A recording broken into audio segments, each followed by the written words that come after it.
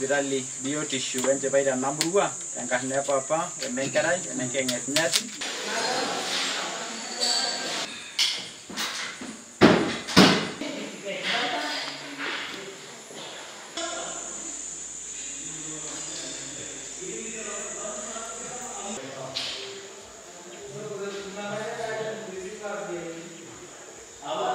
Tulikuwa tunajifungua nyumbani kwa sababu hatuna hospitali, na tukashukuru Mungu kwa sababu gavana amekuja kutufungulia hospitali, ametujengea maternity tujifungue hapo.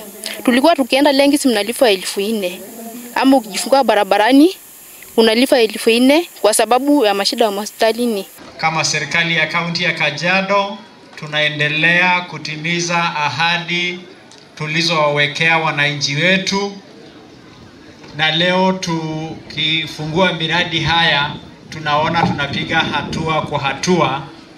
Lengo letu kama serikali ya kaunti ni kuhakikisha kwamba wananchi wetu ambayo wametupatia nafasi ya uongozi nao wanafurahia maendeleo ya kaunti yao.